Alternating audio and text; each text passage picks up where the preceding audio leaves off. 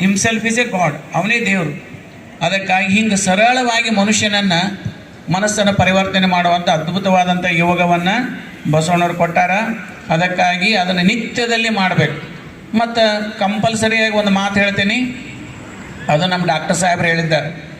ಏನಂತಂದ್ರೆ ರಾತ್ರಿ 10 ಗಂಟೆದ ಮ್ಯಾಗ ಎಚ್ಚರಿರಬಾರ್ದು, ಬೆಳಗ್ಗೆ ಮುಂಜಾನೆ 6 ಗಂಟೆದ ಮ್ಯಾಗ ಹಾಸಿಗೆಯಾಗಿರ್ಬಾರ್ದು. 10 ಗಂಟೆದೊಳಗೆ ಸಾಯಂಕಾಲ 6:30 7 ಊಟ ಮಾಡಬೇಕು, 3 ತಾಸು ಎಚ್ಚರಿರ್ಬೇಕು, 3 ತಾಸು ಆದಮೇಲೆ ಮಲ್ಕೋಬೇಕು, 10 ಗಂಟೆಗೆ ಮಲ್ಕೋಬೇಕು ಕರೆಕ್ಟಾಗಿ. ನಮ್ಮವರೆಲ್ಲ ಈಗ ರಾತ್ರಿ 2 ಗಂಟೆಗೆ ಮಲಗ್ತಾರೆ. ಅದು ರಾತ್ರಿ 2 ಗಂಟೆ ತನಕ ಆ ಮೊಬೈಲ್ ನೋಡ್ತಾರೆ, 2 ಗಂಟೆ ನಿದ್ದೆನೇ ಬರೋಂಗಿಲ್ಲ. ಯಾಕಂದ್ರೆ ಮೊಬೈಲ್ ನೋಡಿ ನೋಡಿ ನೋಡಿ ನಿದ್ದೆ ಸುಟ್ಟು ಬಿಟ್ಟೈತೆ. ಅದಕ್ಕಾಗಿ ಅದನ್ನು ಮೊಬೈಲ್ ನೋಡುವಂಥ ಅಭ್ಯಾಸವನ್ನು ಬಂದ್ ಮಾಡಬೇಕು. ಸಾಯಂಕಾಲ ಹೋಗಿದ್ರೆ ಚಲೋ ನಿದ್ದೆ ಆಗತ್ತೆ, ಬೆಳಗ್ಗೆ ಮುಂಜಾನೆ 5:30ಗೆ ಎಚ್ಚರಾಗತ್ತೆ. ನೀವು 2ಕ್ಕೆ ಮಲಗಿದ್ರೆ ಮುಂಜಾನೆ 5:30ಗೆ ಹೆಂಗೆ ಎಚ್ಚರಾಗಬೇಕಾದ್ರೆ ಮುಂಜಾನೆ 11 ಗಂಟೆಗೆ ಎಚ್ಚರಾಗೋದು. ಅದಕ್ಕಾಗಿ ಎಲ್ಲ ದಿನಚರಿ ಕೆಟ್ಟು ಹೋಗಿಬಿಡ್ತೈತಿ. ಬಾಯ್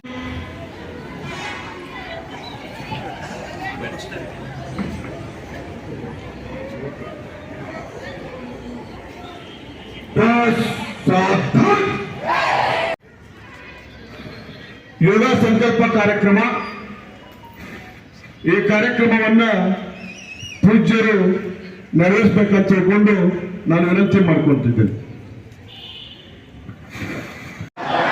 ಸಂತೋಷ ಮತ್ತು ಪ್ರೀತಿಯಿಂದ ನನ್ನ ಆರೋಗ್ಯ ಮತ್ತು ಮಾನವೀಯತೆಯನ್ನು ಕಾಪಾಡುತ್ತೇನೆ. ನನ್ನ ಪ್ರತಿ ಕೆಲಸ ಕಾರ್ಯಗಳ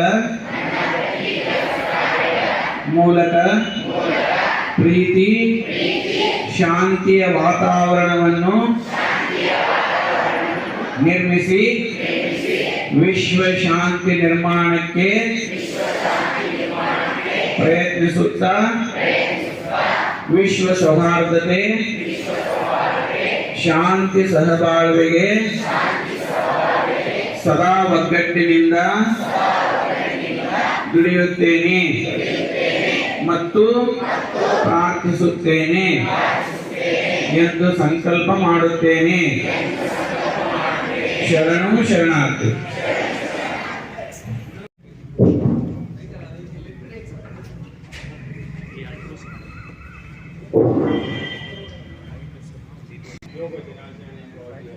ನಮಸ್ಕಾರ. ಯೋಗಾಸನ ಮಾಡೋದಕ್ಕಿಂತ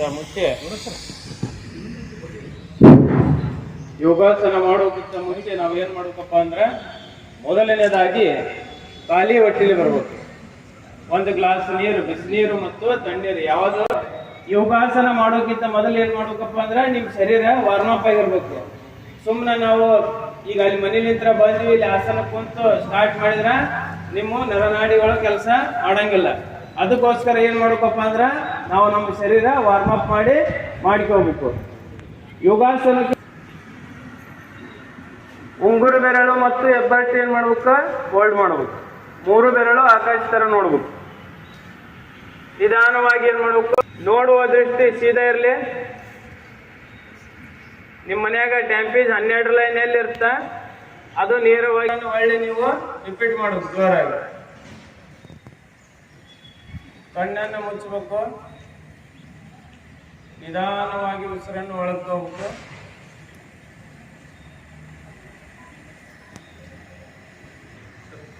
ನಿಮ್ಮ ಮನಸ್ಸಿನಿಂದ ಎಲ್ಲ ಕೆಟ್ಟ ಆಲೋಚನೆಯನ್ನು ದೂರ ಮಾಡಬೇಕು.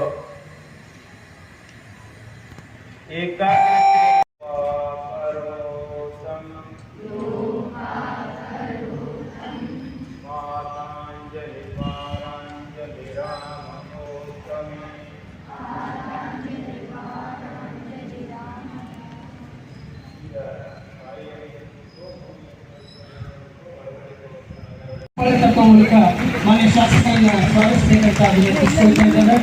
ಕಾರ್ಯಕ್ರಮಕ್ಕೆ ಆಗಮಿಸಿರುವಂತಹ ಸನ್ಮಾನ್ಯ ಶ್ರೀ ಡಾಕ್ಟರ್ ವಿಜಯಾನಂದ ಶಾಸಕರು ಸಾಹೇಬರು, ಅಧ್ಯಕ್ಷರು ಕರ್ನಾಟಕ ರಾಜ್ಯ ವೀರಶೈವ ಲಿಂಗಾಯತ ಅಭಿವೃದ್ಧಿ ನಿಗಮ ಹಾಗೂ ಜನಪ್ರಿಯ ಶಾಸಕರನ್ನ ಎಲ್ಲ ವಿದ್ಯಾರ್ಥಿಗಳು ಅಂತಾರಾಷ್ಟ್ರೀಯ ಯೋಗ ದಿನಾಚರಣೆಯನ್ನ ಉದ್ಘಾಟನೆಗೆ ಆಗಮಿಸಿರುವಂತಹ ಮಾನ್ಯ ತಾಲೂಕು ಆಡಳಿತ ತಾಲೂಕು ಪಂಚಾಯತ್ ಹಾಗೂ ಪುರಸಭೆ ಹುನಗುಂದಿ ಇವರ ಸಹಯೋಗದಲ್ಲಿ 11ನೇ ಅಂತಾರಾಷ್ಟ್ರೀಯ ಯೋಗ ಮಾನವೀಯತೆಗಾಗಿ ಯೋಗ ದೈಹಿಕ ಮತ್ತು ಮಾನಸಿಕ ಚೈತನ್ಯವನ್ನು ಉದ್ದೇಶಿಸುವ ಯೋಗದ 11ನೇ ಅಂತಾರಾಷ್ಟ್ರೀಯ ಯೋಗ ದಿನಾಚರಣೆ yoga for one earth yoga for one health ಅನ್ನುವಂತಹ ಒಂದು ಧ್ಯೇಯದೊಂದಿಗೆ ಈ ಒಂದು 11ನೇ ಅಂತಾರಾಷ್ಟ್ರೀಯ ಯೋಗ ದಿನಾಚರಣೆಯನ್ನು ಆಚರಿಸ್ತಾ ಇದ್ದೀವಿ. ಇಂತಹ ಒಂದು ಕಾರ್ಯಕ್ರಮದಲ್ಲಿ ದಿವ್ಯ ಸಾನ್ನಿಧ್ಯವನ್ನು ವಹಿಸಿಕೊಂಡಿರುವಂತಹ ಪರಮ ಪೂಜ್ಯ ಶ್ರೀಮನ್ಯರಂಜನ ಪ್ರಣವ ಸ್ವರೂಪಿ ಗುರುಮಹಂತ ಅಪ್ಪನವರು ಹಾಗೂ ಜನಪ್ರಿಯ ಶಾಸಕರು ಹುನಗುಂದಿ ಕ್ಷೇತ್ರ ಹಾಗೂ ಅಧ್ಯಕ್ಷರು ಕರ್ನಾಟಕ ವೀರಶೈವ ಲಿಂಗಾಯತ ಅಭಿವೃದ್ಧಿ ಮಾನ್ಯರಿಗೆ ಪುಷ್ಪ ಗುಚ್ಛವನ್ನು ಸಮರ್ಪಿಸಬೇಕಂತ ಹೇಳಿ ಕೋರಿಕೆ. ಮುಖ್ಯ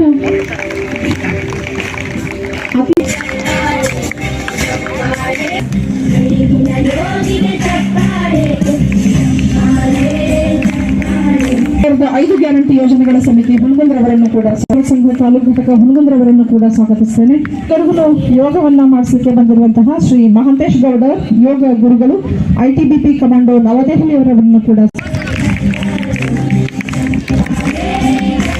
ಹಾಗೆ ಕಾರ್ಯನಿರ್ವಾಹಕ ಅಧಿಕಾರಿಗಳು ತಾಲೂಕು ಪಂಚಾಯತ್ ಹುನಗುಂದಿಯವರಾಗಿರುವಂತಹ ಶ್ರೀ ಗುರುರಾಜ್ ಚೌಕಿಮಠ್ ಸರ್ ಅವರನ್ನು ಕೂಡ ಸ್ವಾಗತಿಸ್ತೇನೆ. ಹಾಗೆ ವೇದಿಕೆಯ ಮೇಲೆ ಆಗಮಿಸಿರುವಂತಹ ಗೌರವಾನ್ವಿತ ಸರ್ವ ಸದಸ್ಯರು ಪುರಸಭೆ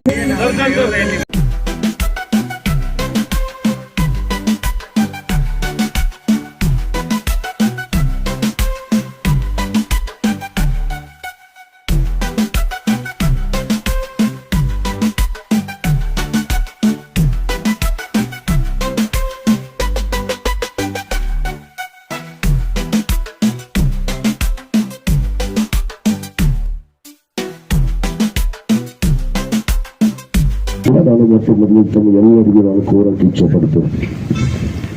ಬಂಧುಗಳೇ, ಸಮಯ ಆಗಿದೆ. ಆದರೂ ನಿಮ್ಮ ಪುಣ್ಯ ಭಾಗ್ಯ ಅಂದ್ರೆ ಸ್ವಲ್ಪ ಮೋಡ ಕಳೆದೈತಿ.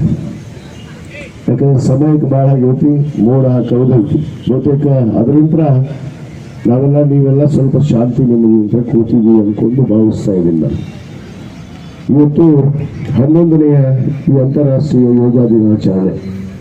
ಬಹುತೇಕ ಯುವಕ ವಿಶೇಷವಾಗಿ 2025ರ ಈ ಒಂದು 11ನೇ ಅಂತಾರಾಷ್ಟ್ರೀಯ ಯೋಗ ದಿನಾಚರಣೆಯನ್ನ ಒಂದು ಭೂಮಿ ಒಂದು ಆರೋಗ್ಯ ಅನ್ನೋದು ಮೂಲಕ ಒನ್ ಅರ್ತ್ ಒನ್ ಹೆಲ್ತ್ ಅಂತ, ಒನ್ ಅರ್ತ್ ಒನ್ ಹೆಲ್ತ್ ಅಂದ್ರೆ ಇವತ್ತ ಈ ಭೂಮಿಯನ್ನ ರಕ್ಷಿಸುವಂಥದ್ದು ನಿಮ್ಮೆಲ್ಲರ ಆದ್ಯ ಕರ್ತವ್ಯ.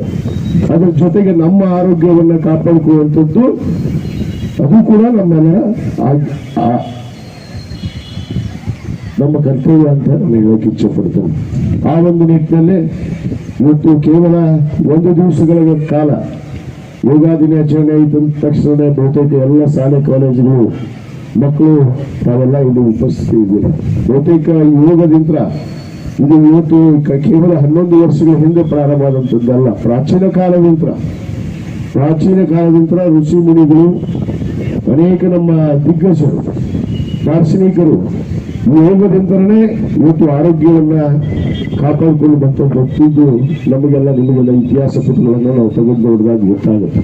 ಕಲ್ತಂತನ್ನೋರ ಮುಖಾಂತರ 2025ರ ಈ ಒಂದು ಯೋಗ ದಿನ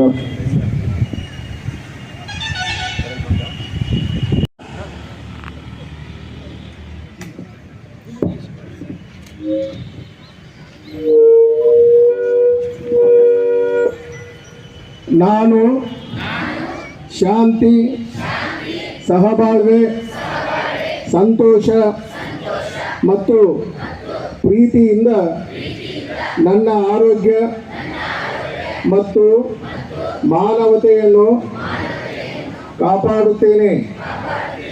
ನನ್ನ ಪ್ರತಿ ಕೆಲಸ ಕಾರ್ಯಗಳ ಮೂಲಕ ಪ್ರೀತಿ, ಶಾಂತಿಯ ವಾತಾವರಣವನ್ನು ನಿರ್ಮಿಸಿ ವಿಶ್ವ ಶಾಂತಿ ನಿರ್ಮಾಣಕ್ಕೆ ಪ್ರಯತ್ನಿಸುತ್ತಾ ವಿಶ್ವ ಸೌಹಾರ್ದತೆ ಸದಾ ಒಗ್ಗಟ್ಟಿನಿಂದ ದುಡಿಯುತ್ತೇನೆ ಮತ್ತು ಪ್ರಾರ್ಥಿಸುತ್ತೇನೆ ಎಂದು ಸಂಕಲ್ಪ ಮಾಡುತ್ತೇನೆ. ಶ್ರೀ ಮುರಳಿ ಹೊಸಮನಿಯವರು, ಶ್ರೀ ವಿನೋದ್ ನಾಯಕ್ ಅವರು,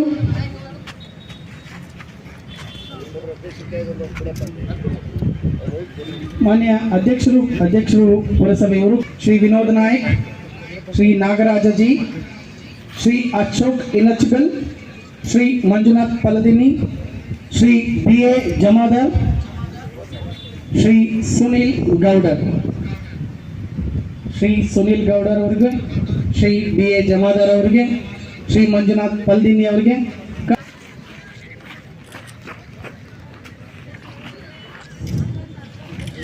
ಧನ್ಯವಾದಗಳು. ಆಗ ನಾವು ಉತ್ಸಾಹಿಗಳಾಗಿರಬೇಕು. ಉತ್ಸಾಹವೇ ಜೀವನ, ನಿರುತ್ಸಾಹವೇ ಮರಣ. ಯಾರ ಜೀವನದಲ್ಲಿ ಒಂದು ಉತ್ಸಾಹ ಇರ್ತೈತಿ ಅವರ ಜೀವನದಲ್ಲಿ ಯಶಸ್ವಿ ಆಗ್ತಾರೆ. ನಿರುತ್ಸಾಹಿಗಳಾದಂಥವರು ಜೀವಂತವಾಗಿದ್ದರೂ ಕೂಡ ನಾವು ಸತ್ತಂಗ ಇರ್ತೇವೆ.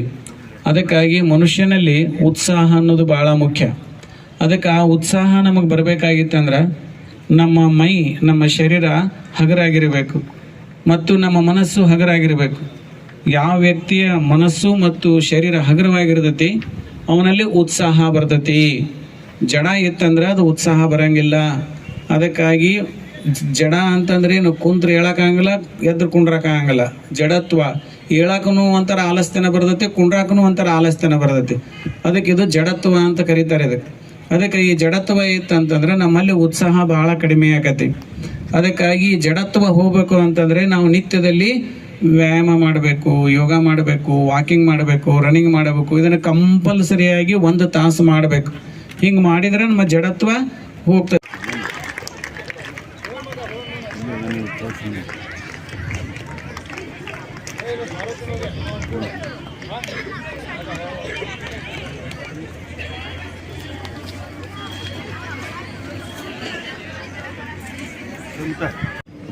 ಈಗ ಒಮ್ಮೆ ಜೋರಾಗಿ ಓಂ ಅಂತ ಹೇಳ್ಬೇಕು, ಬಾಯಿಯನ್ನು ಮುಚ್ಚಬೇಕು, ಮೂಗಿಲಿಂದ ಉಸಿರಾಟವನ್ನು ಏನು ಮಾಡಬೇಕು, ಒಳಗಡೆ ತಗೋಬೇಕು. ಸಾಧ್ಯ ಆದಷ್ಟು ಹೊಟ್ಟೆನೂ ಕೂಡ ಒಳಗೆ ಜೋರಾಗಿ ಒಮ್ಮೆ ಎಲ್ಲರೂ ಓಂ ಅಂತ ಹೇಳ್ಬೇಕು. ನಾನು ಕೂಡ ರೆಡಿ ಸ್ಟಾರ್ಟ್. ಉಸಿರನ್ನು ಒಳಗೆ ತಗೋರಿ.